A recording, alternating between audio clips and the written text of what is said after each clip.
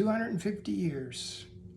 We just celebrated 4th of July as the 250th anniversary, and that's kind of where this video is going to be coming from, because fireworks are over.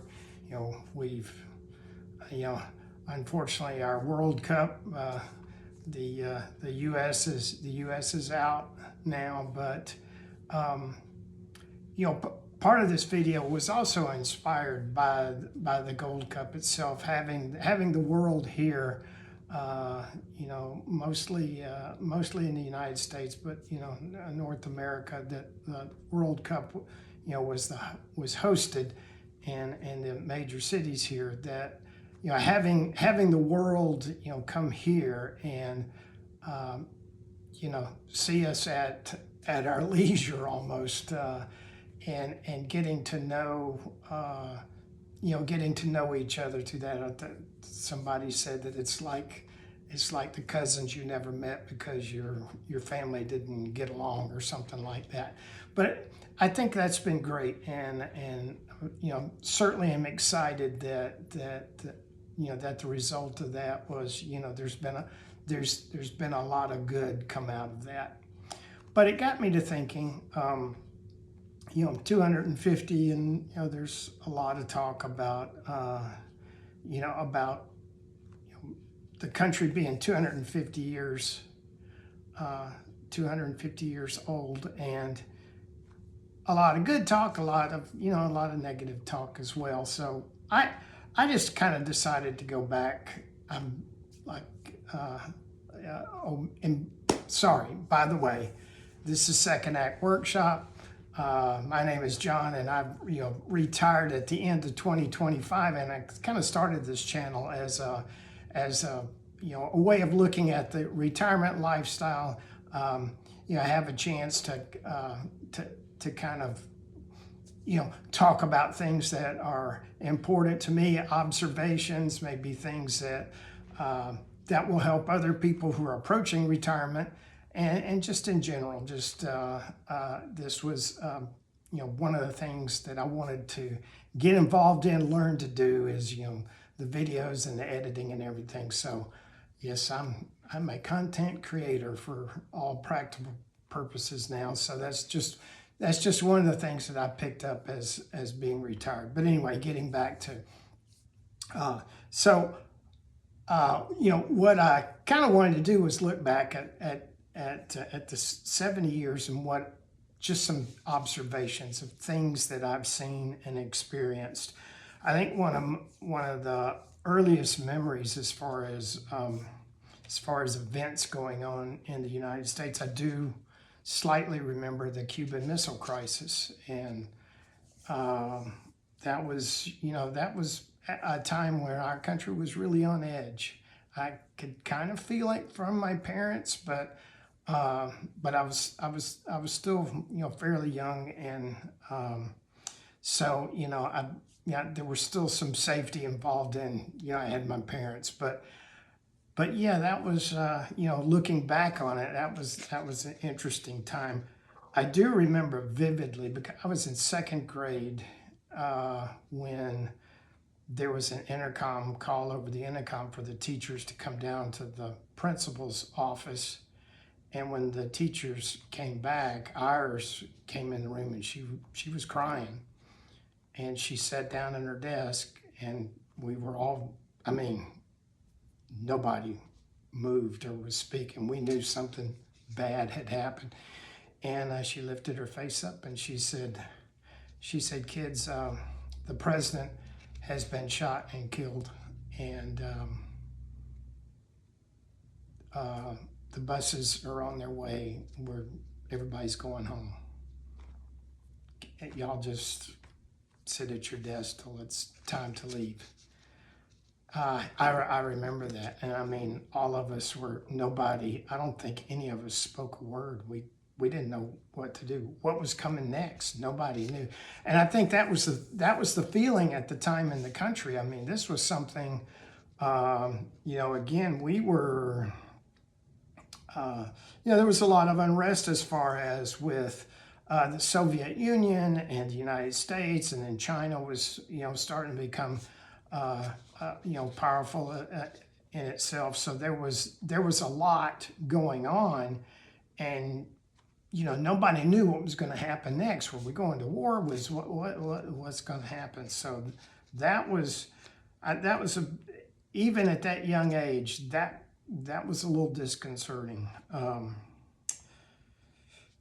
I also remember, to kind of go along with this, and I don't mean funny, ha, but funny in a way, that we would practice at school, for whether it was a tornado or an atom bomb drill. We would either get under our desk or we would go to the hallway and, line up against the back of the hallway and put our head between our legs, like, okay, are we kissing our butts goodbye? What's going on here? But yeah, I remember those drills in school as well. So that even as early elementary school, there was some uneasiness going on. I actually remember my dad actually had gotten plans for a fallout shelter. But anyway, and then one of the other things that was going on, we had the space race between us and the Soviets. Who was going to get to the moon first and that sort of thing. That was going on, and then Vietnam came along. I also remember a lot about desegregation. I remember separate facilities. I remember the signs, white only and that sort of thing. Something else that I remember that the Russians are experiencing right now. There was an oil embargo at one point, and we did have gas lines, and we did have shortages, and there were times where it was, based on your license plate, odd even, that you were able to fill up, go to the gas station. So I remember that. But one of the things that kind of sparked this video was, in watching some of the celebration, was with the 250th.